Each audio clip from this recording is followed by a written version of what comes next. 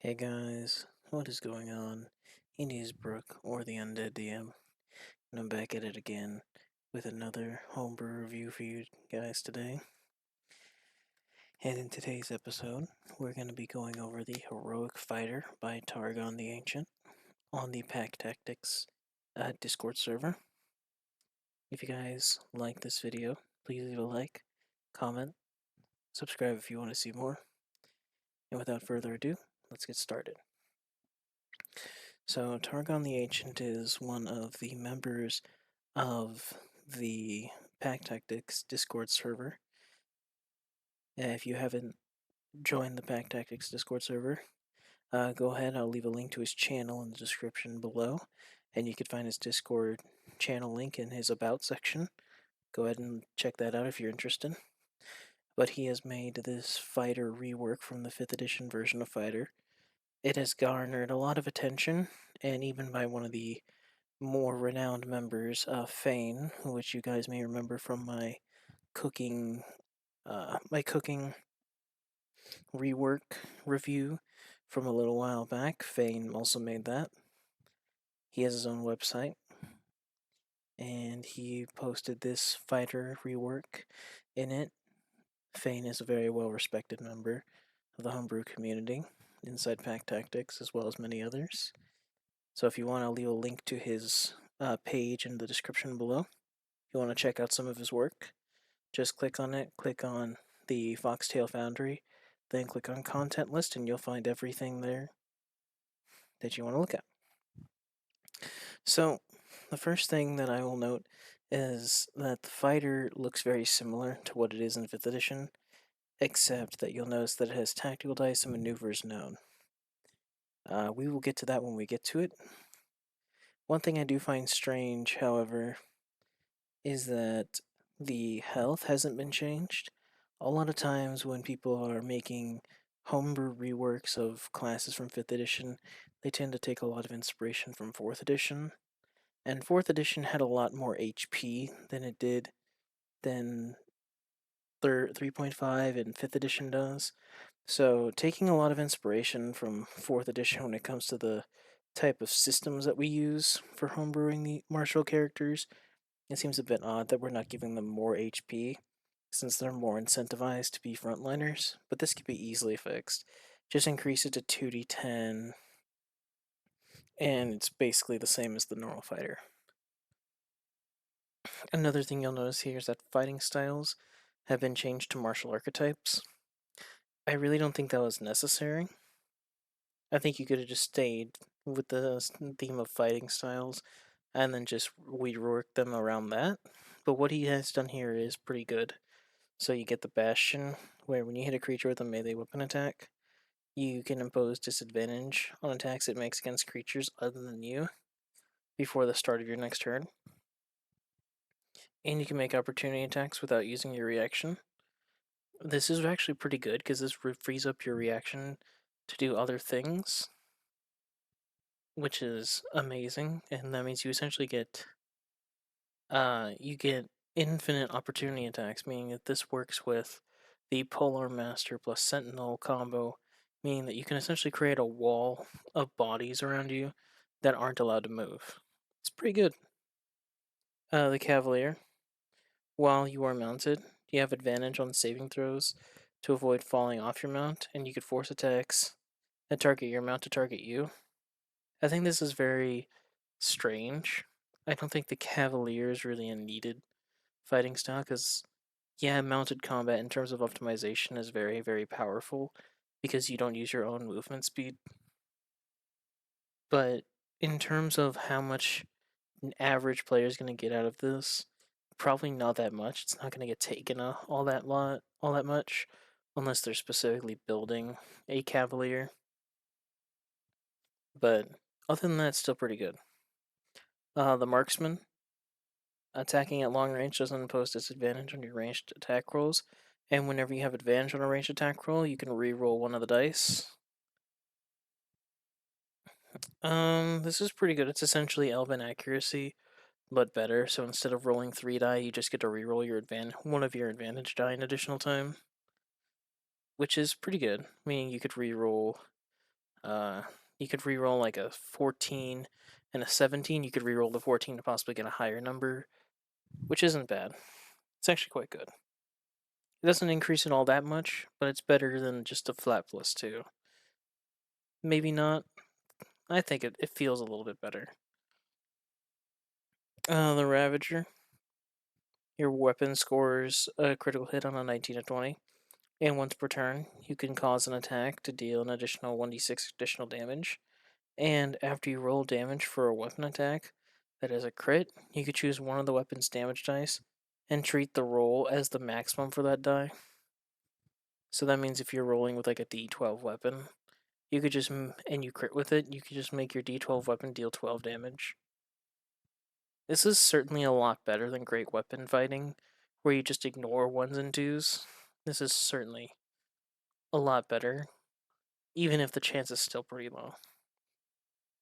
And the Skirmisher. You get an increase of 10 feet to your movement speed. Opportunity attacks are made at disadvantage.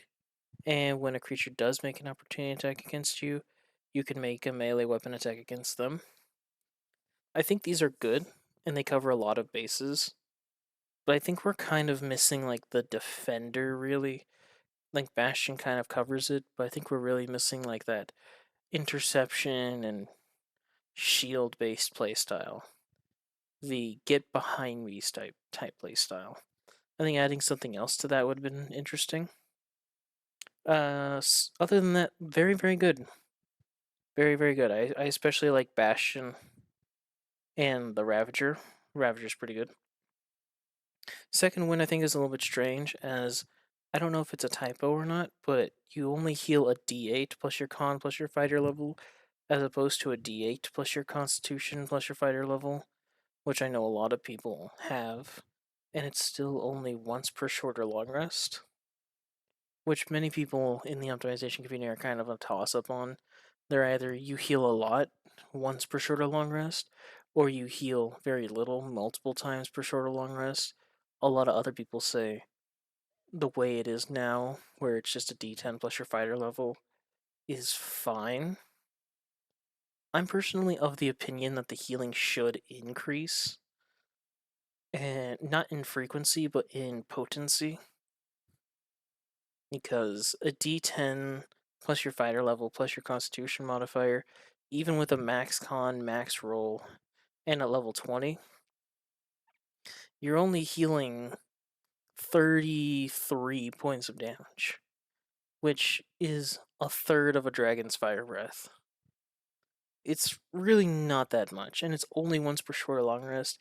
Yeah, a lot of optimizers don't really use it as an in-combat thing unless it's an emergency, but if you increase the frequency, it becomes more combat orientated and less short rest orientated. But considering how a lot of optimization groups are taking short rests in between certain encounters, the the limited amount of health that it heals doesn't really hinder you all that much. I don't know, I'm kind of on the fence personally. I think it should heal a lot more, but that's just me. That's just one of the interpretations.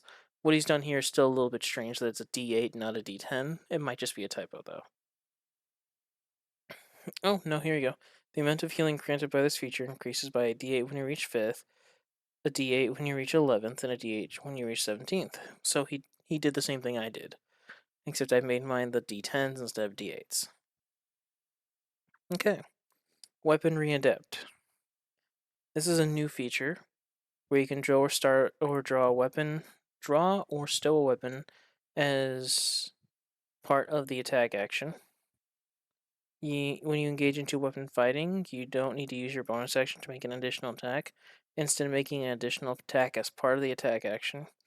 And when you hit with an attack using a melee weapon, you gain a +2 to the damage roll. So this essentially, it kind of fixes the two weapon fighting, but it doesn't really.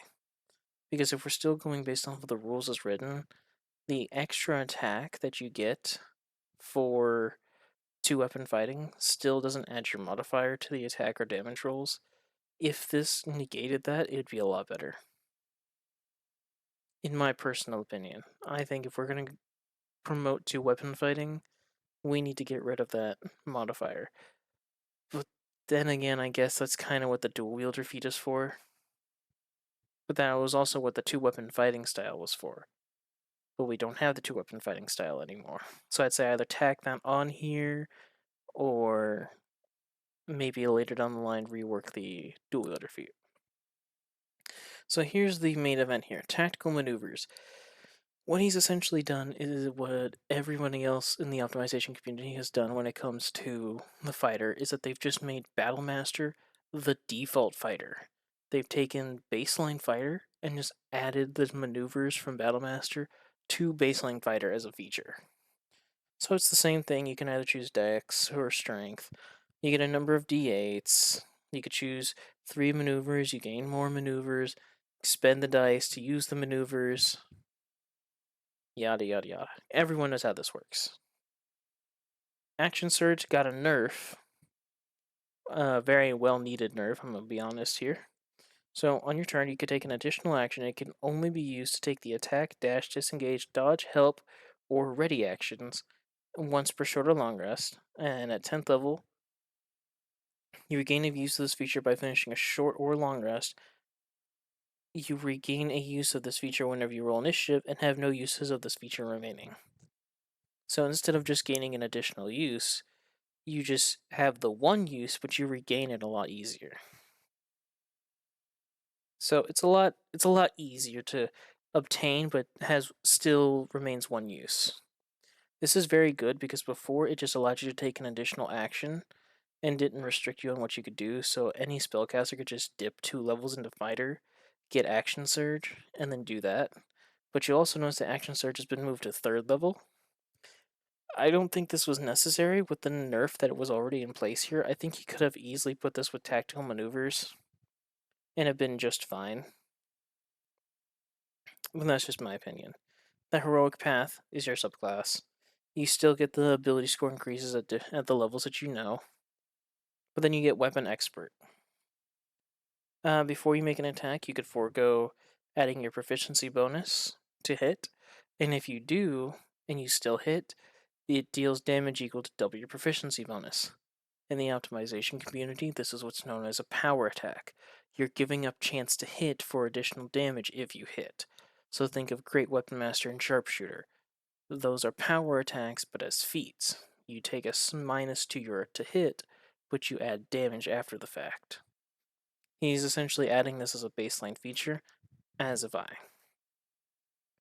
You still get the 5th level extra attack, you still get the extra attack at 11th and 17th level, as opposed to 20th level now. You get Remarkable Athlete, where you gain proficiency in the athletic skill. So, apologies. At level 6, you get Remarkable Athlete. You get proficiency in the athletic skill. If you already have proficiency, you gain expertise in it. And you don't gain this benefit if you've already benefit from a feature such as expertise. So basically, you gain proficiency in athletics, but if you already have proficiency in athletics, you gain expertise. But if you already have proficiency and expertise in athletics, you don't get anything. But in addition to that, you gain a climbing speed and a swimming speed equal to your walking speed. Okay, pretty standard. At level 7, you get Adept Combatant, where for the first turn of combat, your movement speed is doubled, and you can use 2 maneuvers in a single turn as long as they are different maneuvers. That was one thing that was changed, I believe, from Battlemaster, was that you can only use a maneuver once per turn. Basically, once you used it, you couldn't use the same maneuver again. Oh no, right here. So look here. You can only use one maneuver per turn. So basically, you couldn't just spam Precision Strike like you could with Battlemaster and make all your attacks hit. Now you can only use one per turn until level 7, where you could use 2 per turn, but only if they're different ones. So you could trip somebody and then use Precision Strike after the fact, which is fine. I think they should have gotten this a little bit earlier, maybe with Weapon Expert, because being restricted to only one does seem a little bit restrictive, but knowing how powerful some of these are, it does make sense. But in my version, it's a little bit different. They can use more than one at earlier levels, but they are weaker to compensate. Indomitable, this is pretty much universal. Every optimizer in every circle agrees that fighter at level 9 with Indomitable should just gain legendary resistance. If you fail a saving throw, you just succeed instead once per long rest. And then you gain an additional use of your feature at 13th level and 19th level. So you gain 3 legendary resistances at 19th level. That's it. Rerolling the save is dumb. We all agree it should just be a straight legendary resistance. That's it. Then we skip ahead a few levels to 14, where you get Expert Combatant. You gain proficiency in initiative, so essentially you add your proficiency bonus to your initiative checks. When you roll initiative, you gain temporary hit points equal to 2d8 plus your constitution modifier, and regain up to 2 tactical dice. And you can use 3 maneuvers in a single turn as long as they are different maneuvers. Personally, I think this is a little bit strange that at 14th level, you're only now getting a bonus to your initiative rolls, when a lot of other homebrew that I've been able to find, some rogue subclasses from other creators give proficiency in initiative rolls or advantage on initiative rolls at level 3. It seems a little bit late to me, but then again it makes a little bit more sense because the rogue is more let's get into initiative and be the highest initiative as fast as possible. Meanwhile, the fighter is more the meticulous person, so it does make a lot of sense. And personally, I think the temporary hit points is just a little too low because that's 4.5 times 2. That's 9 plus your con mod. So at max, you're getting 14 HP whenever you roll initiative. If this was 14 temporary hit points at the start of each of your turns and when you roll initiative, it'd give you a nice little buffer. I mean, that's fine. And 3 maneuvers, again, feels a little too late. I would have moved this down with the Adept Combatant and then given this like 4 maneuvers in a turn. Especially if you're gonna make them recover them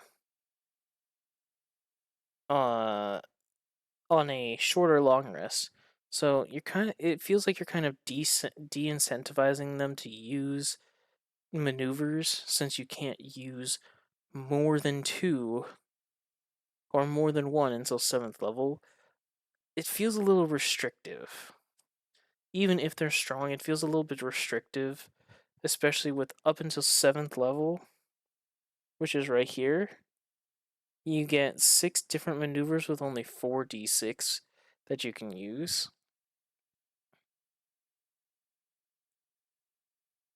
I think this number needs to be boosted. I think it needs to be a little bit higher. I think 3 to start and then ending at 9, even if the die size increases, seems a little bit small to me.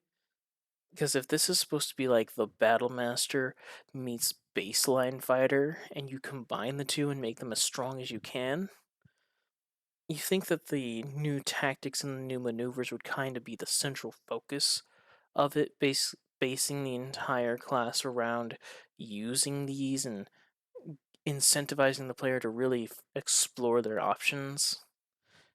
Which is why, at least in my version, I've given them more dice and the same amount of maneuvers known, and a lot more uses, a lot more chances to use the maneuvers by allowing them to use more maneuvers more often. But it's still very, very nice to have this. And at 20th level, this is also where I've taken inspiration to my fighter, is the Legendary Warrior, where at the end of another creature's turn, you can use your reaction to take an additional turn. And during this turn, you could use your Action Surge and Second Wind features even if you have no uses of them remaining, once per short or long rest. So essentially what this is the Thief Rogue's ability of initiative -10, except you could just use this at any time.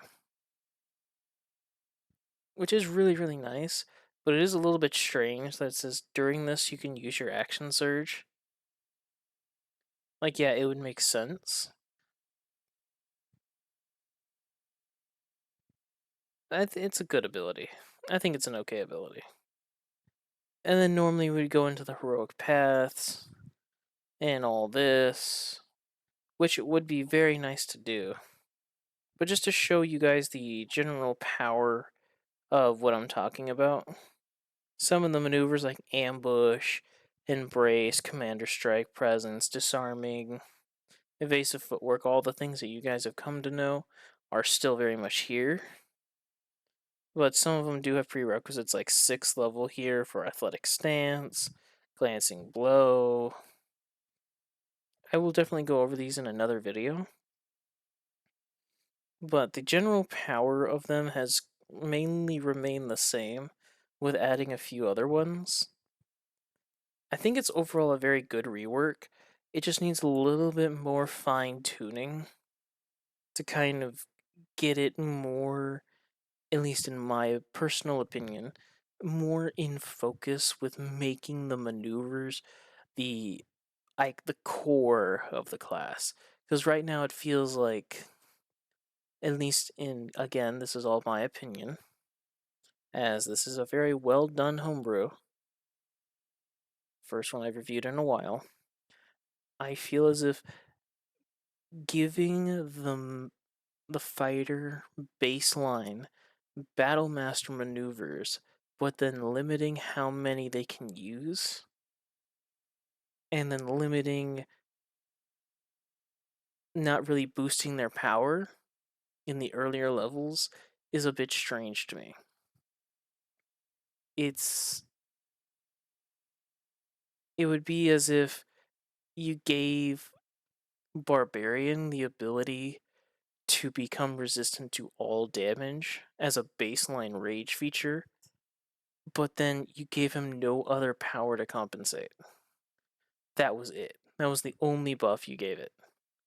It's like, it's nice, yeah, but now you've effectively made Totem of the Bear kind of useless, and you've done nothing to compensate. Here it's kind of the same thing. He's given baseline fighter the maneuvers, but he's also given them the limitations of it. But the purpose of the limitations for the Battlemaster was that it was a subclass. And even as a subclass, it was still insanely powerful. But now as a full class feature, it just doesn't properly feel as if you have a lot of choice as to what you do, because you can only use one maneuver per turn, and you have to wait all the way until 7th level to use an additional maneuver per turn. And you also have a limited number of dice to use them that only regain on a short or long rest. You don't even regain them back on a critical hit. You don't regain them back as part of your second wind feature. You're limiting their dice, limiting their selection, and you're limiting the uses of those selections. And later on, you're giving them more options for their maneuvers, but then you're not giving them enough dice to facilitate that playstyle. Battlemaster in this version does kind of help shore up its weaknesses, as it gives you more dice and more maneuvers. But I think if you just boosted the baseline maneuvers and the baseline everything here in this tactical dice section, I think that'd be fine. Maybe increase it to 3d6, maybe 4d6 when you start, and then get it all the way up to 10d12 by the end of it, and maybe lower the progression of maneuvers known to 3, 3, 4, 4, 5, 5, 6, 7, 8, 9, and then go up to 15 that way. It just feels like you get way too many maneuvers too fast because you get 3 maneuvers when you start, then you get 3, you don't get another one at 3rd level, but then you get 4, 5, and 6, and you don't even get to use an additional maneuver until 7th level, and at that point you've only had one additional die. It just seems a little restrictive, like they want you to really think about what tactics, what maneuvers you want to use, which is certainly a very good playstyle. It is certainly a very good playstyle. But then up until that point at level 7, you just really didn't have the ability to do anything outside of what a normal fighter can do past the first attack. It's like attack 1, alright, I'm going to use disarming attack, and I disarm it. Oh, I fail? Well, I can't use another maneuver because I'm not level 7 yet. So I'm just gonna do baseline fighter stuff and just hit you hit you an additional time. And it's like next turn, aha, I'm gonna use another maneuver. I'm gonna attempt to disarm him again. Oh, I fail? Well, then I'm just gonna hit you again and get nothing out of it. It's like there you've just wasted at level 5, you've wasted 50% of your tactical dice, got nothing out of it. And even if you use something else, as far as I know, they don't add to damage.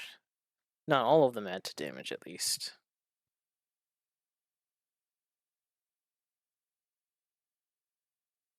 And if they do, that is pretty nice, which I know disarming attack does.